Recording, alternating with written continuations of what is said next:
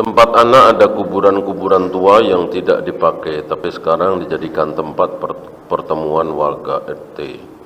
Ada juga mendirikan rumah untuk warga miskin. Bagaimana? Tidak boleh ya? Tidak boleh.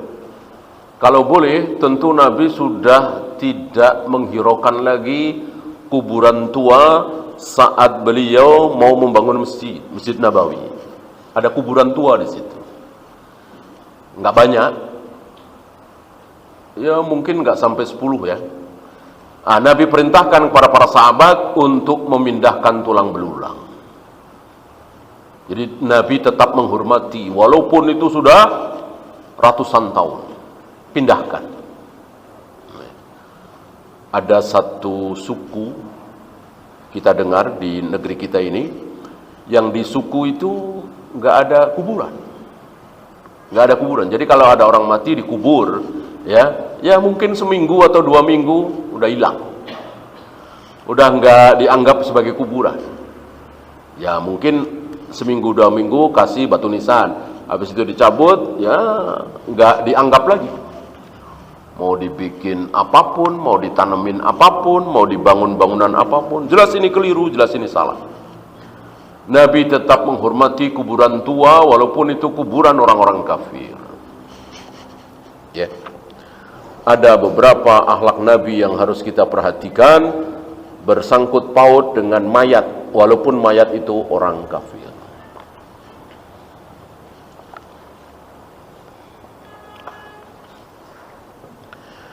Dekat rumah saya ada musola, zuhur, asar tidak ada, maghrib terkadang rame, tapi sepi, subuh, azan sendiri, sholat sendiri. Bagaimana? Nggak apa-apa, nggak apa-apa. Terus saja, walaupun sendiri. Zuhur, asar, antum sendiri, azan sendiri, qomat sendiri, sholat sendiri. Oh, tetap kalau ada pengeras suara, tetap azan pakai pengeras suara. Ya. Sehari, 2 hari, seminggu, 2 minggu, sebulan, 2 bulan, sampai 3 bulan atau 5 bulan, ada yang ikut 1, ada yang ikut lagi 2. Akhirnya di musola atau masjid itu tegak berjamaah sholat 5 waktu, termasuk zuhur, asar. Apa yang terjadi? Setiap kali ada yang sholat berjamaah di masjid itu, antum dapat pahalanya.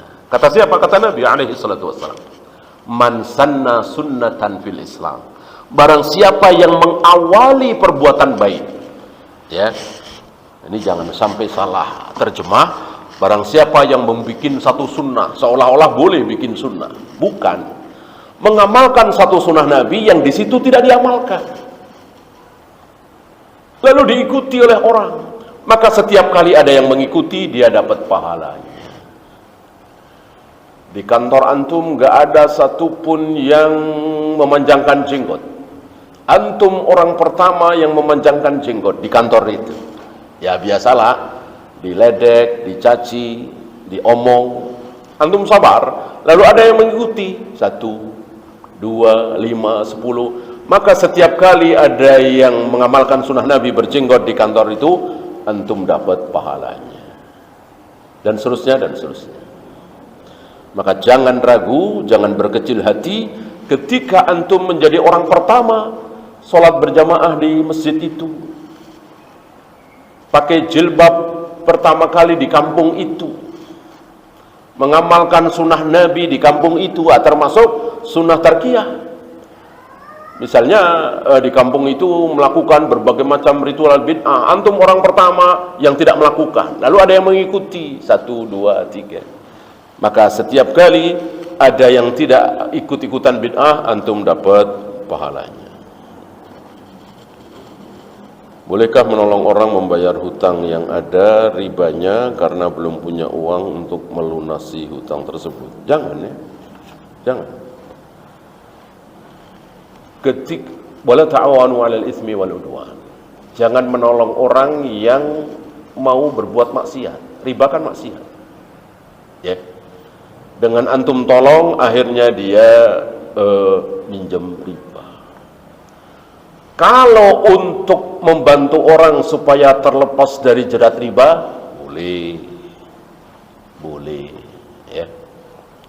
Misalnya dia jual motornya agar bisa lepas dari jerat riba, langsung dibayarkan. Nah, boleh antum beli motor itu. Di Undang-Undang Negara, pembagian harta yang didapat saat masa perkawinan, walau harta didapat oleh laki-laki dan setelah bercerai oleh hakim pengadilan agama Islam adalah dibagi dua. Zalim ini ya, zalim. Zalim. Dalam Islam tidak ada harta gonogini. Dalam Islam, harta suami, harta istri, harta istri. Antum masih ingat ketika istri Ibnu Mas'ud yang kaya itu mau mengeluarkan zakat? Ya kan? Dia bertanya kepada suaminya Ibnu Mas'ud yang miskin, siapa kira-kira yang pantas aku beri zakat? Ibnu Mas'ud menjawab, saya. Ini menunjukkan bahwa Ibnu Mas'ud tetap miskin ketika suaminya kaya raya. Tidak numpang kaya. Begitu. Dan istri tidak wajib menafkahi suami, ya kan? Suami yang wajib menafkahi istri.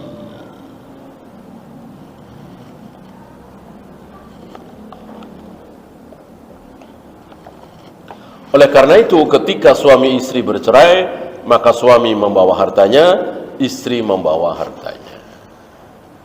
Maka kepemilikan rumah, mobil, tanah, kan ada tulisannya nama siapa. Kalau atas nama istri, ya punya istri. Kalau atas nama suami, ya punya suami. Jadi tulisan itu bukan bohong-bohongan. Ya.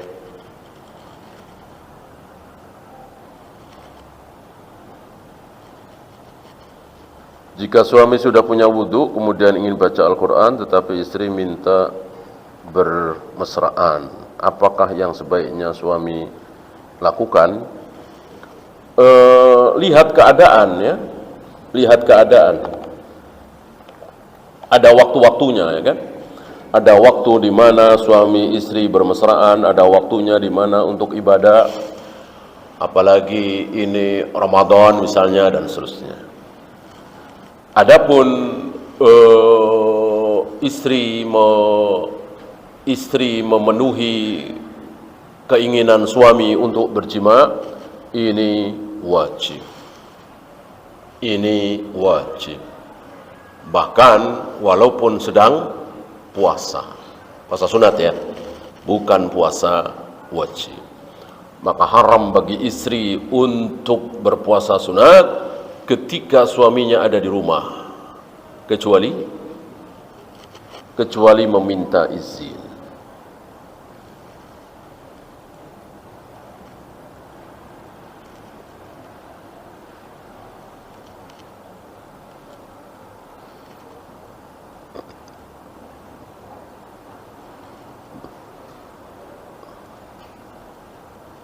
Bagaimana sebenarnya tentang hukum musik?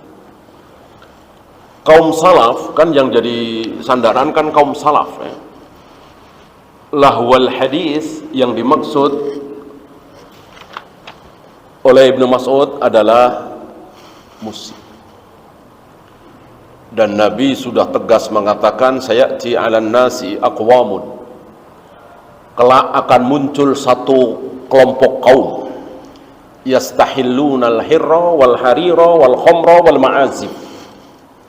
Sekelompok kaum ini nanti akan menghalalkan sutra bagi laki-laki ya, kalau perempuan kan halal, akan menghalalkan zina, hir, akan menghalalkan khamr, dan akan menghalalkan ma'azif. Apa ma'azif? Alat musik. Alat musik, bukan lagu ya, alat musik. Maka ketika seseorang melantunkan suara yang berirama lagu, tidak mutlak haram. Yang mutlak haram alatnya, alat musik. Terusannya, sekelompok orang ini tinggal di satu lereng gunung, mungkin puncak-puncak gitu ya, di villa-villa gitu kan, orang kaya. Nah, satu ketika mereka sedang melakukan kesibukan, mungkin pesta gitu. Lalu ada datang orang untuk satu keperluan, apa mungkin tukang listrik, apa tukang telepon, atau tukang apa. Kata mereka, besok aja, besok kami sedang sibuk, mungkin sibuk pesta, sibuk maksiat gitu ya. Nah besoknya lagi orang ini datang ke tempat itu, ternyata di tempat itu sudah tidak ada manusia. Yang ada apa? Kera dan babi. Ya. Ini menjadi contoh dari sabda Nabi, apa yang menimpa Yahudi Bani Israel juga akan menimpa umatku.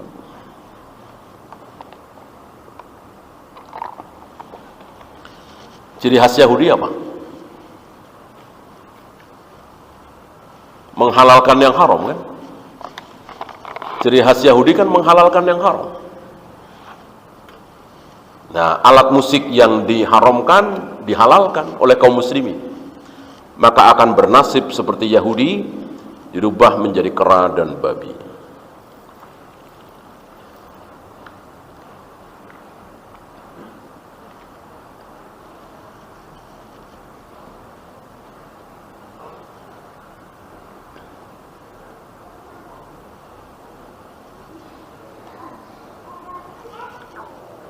Apa betul roh orang yang sudah meninggal bisa melihat saat ada yang menziarahi? Tidak. Butuh dalil. Ya, mana? Yang ada wa bainahuma barzakhun ila yaumi yub'atsun. Antara orang hidup dengan orang mati itu ada barzakh. Ada dinding tebal yang tidak mungkin bisa ditembus. Artinya tidak ada hubungan antara orang mati dengan orang hidup dalam bentuk apapun, termasuk mimpi. Maka ketika kita bermimpi melihat ibu kita yang sudah meninggal, ngobrol dengan nenek kita yang sudah meninggal, maka itu bukan ibu kita, itu bukan nenek kita. Walaupun dalam obrolannya itu dia tahu tentang kita. Ya. Nak, kan simpenanmu, tabunganmu kan ada 50 juta tuh. Bener emang, ya, bener. Udah buat modal aja misalnya, ya kan. Maka wajib kita katakan itu jin, setan. Ya, orang yang sudah mati tidak bisa berbuat apa-apa. Udah nggak ada urusan dengan yang masih hidup, nggak ada urusan sama sekali.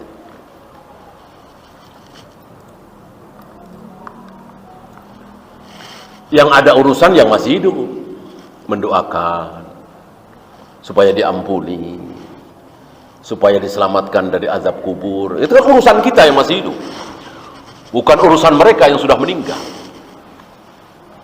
Ya. Dan kita berbuat amal soleh, karena setiap kali kita sebagai anak berbuat amal soleh, beribadah, maka ayah kita, ibu kita yang sudah meninggal pasti dapat pahalanya. Ya.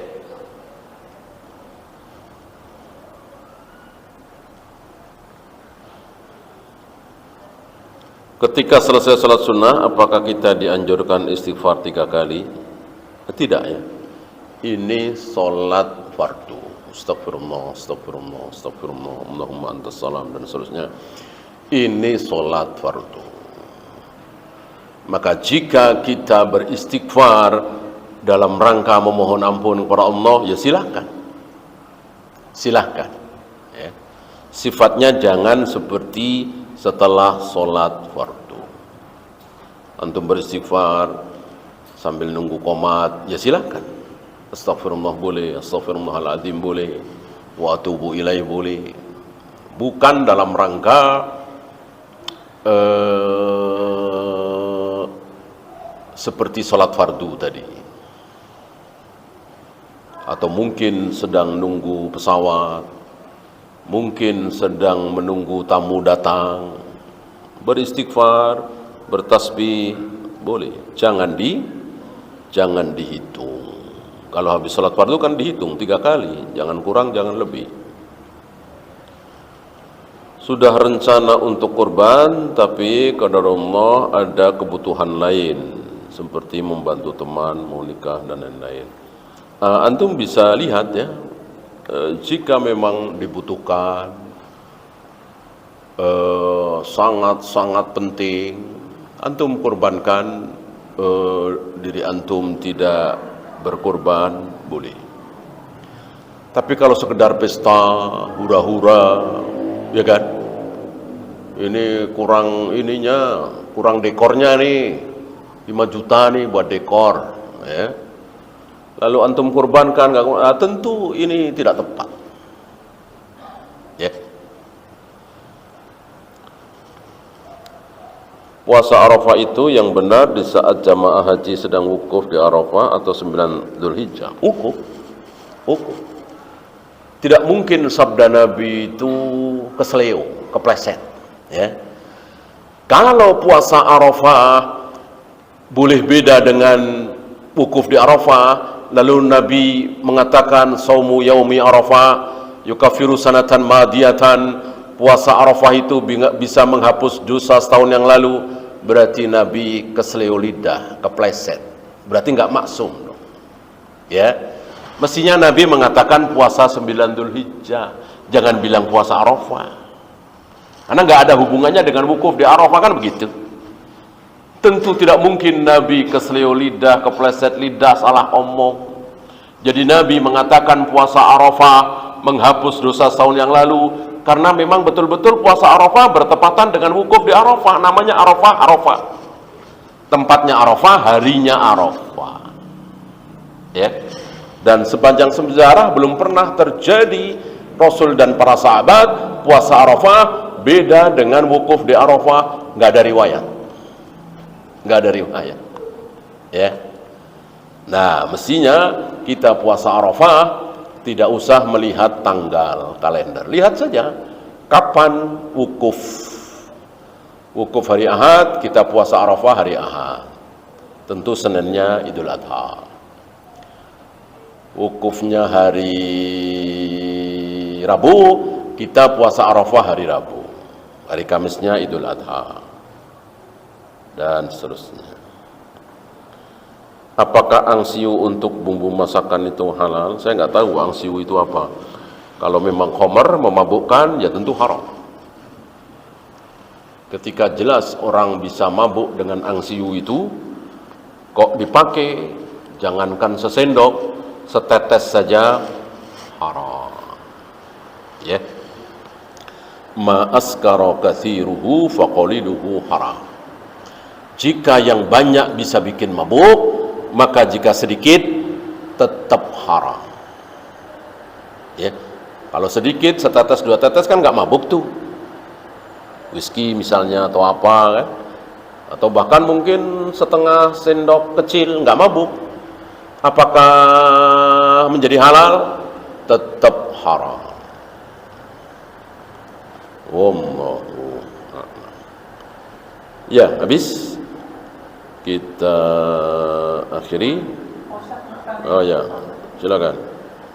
Ini mengenai masalah zakat Pak Ustaz. Ya.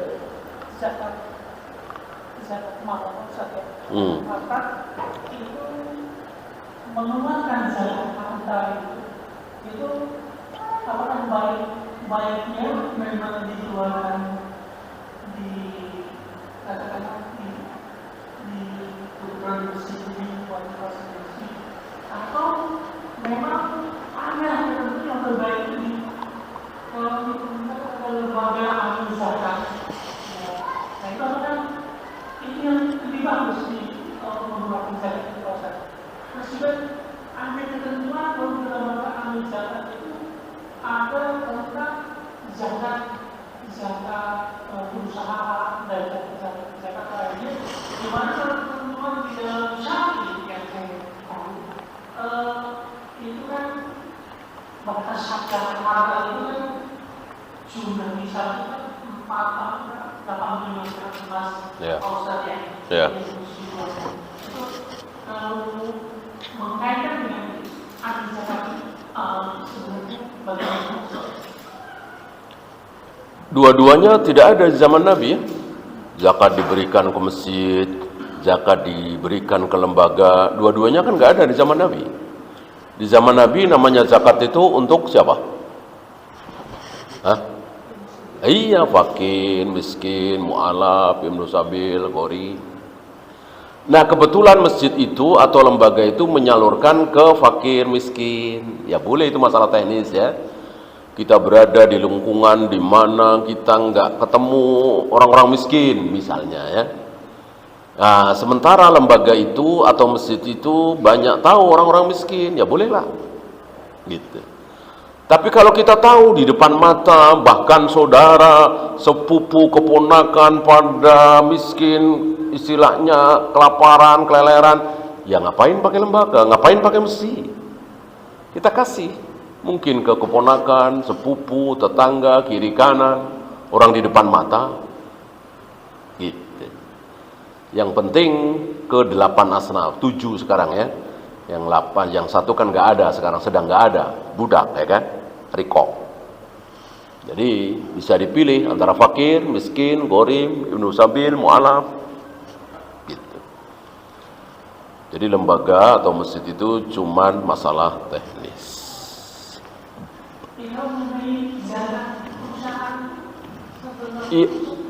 Perusahaan bukan mukallaf. Perusahaan bukan mukallaf. Yang mukallaf ini adalah kita-kita manusia. Gitu ya. Maka perusahaan bukan mukallaf. Nah, perusahaan itu kan milik si fulan, taruhlah ya. Nah, fulan ini yang wajib menzakati, ya, urusan si fulan. Bukan urusan direkturnya, bukan urusan manajernya. Artinya kewajiban si fulan. Mungkin si fulan ini nggak tahu keuangan perusahaan, kekayaannya berapa, maka dia nanya ke direkturnya. Gitu.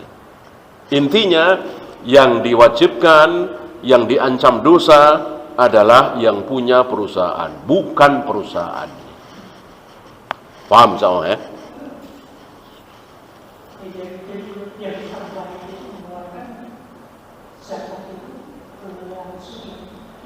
Iya, kalau antum tahu ya. Kalau antum tahu di depan mata ada fakir, ada miskin, mungkin ada kenalan sedang terlilit hutang sekian belas juta, ya kenapa nggak langsung aja? Kenapa mesti lewat lembaga dan seterusnya? Langsung saja, kalau antum tahu. Ya.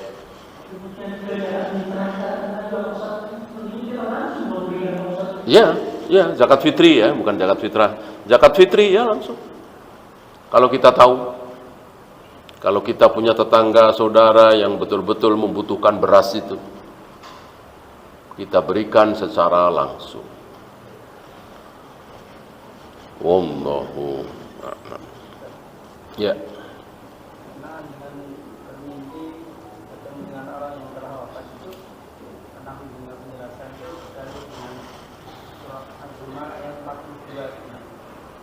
Antum bacakan coba. Allah ya Rasul an-fusina mu'minah walakian ramadi ma'ina al-musku dari al-qasinal mawda wa yusil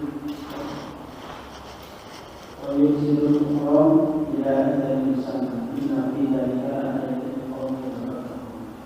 Ya, justru itu menunjukkan ya bahwa orang yang sudah mati dengan orang yang sedang tidur itu ada kesamaan. Nggak dengar apa-apa, nggak bisa ngomong apa-apa secara dohir. Secara batin, secara goib apa? Dua-duanya ruhnya berada di, baik orang yang sedang tidur atau orang yang sudah mati, ruhnya di mana? Di genggaman tangan Allah. Di genggaman tangan Allah. Ya. Adapun yang masih hidup hanya tidur saja, dilepas lagi oleh Allah. Ina mautiha. Adapun orang yang sudah mati nggak dilepas sampai hari kiamat. Nggak ada fawaid dari ayat itu bahwa orang yang sudah mati bisa berhubungan dengan orang yang masih hidup. Justru sebaliknya, orang yang sudah mati sama dengan orang yang sedang tidur. Orang yang sedang tidur kan nggak bisa berhubungan dengan orang yang tidak tidur. Yang bisa berhubungan, ngobrol, berkomunikasi itu yang terjaga dengan yang terjaga. Yang tidak tidur dan yang tidak tidur. Kalau satunya tidur, satunya tidak, ya nggak bisa berhubungan. Sama dengan orang yang hidup dengan orang yang mati. Wallahu a'lam. Habis kita akhiri. Subhanakallahumma bihamdika asyhadu an la ilaha illa anta astaghfiruka wa atubu ilaik. Assalamualaikum warahmatullahi wabarakatuh.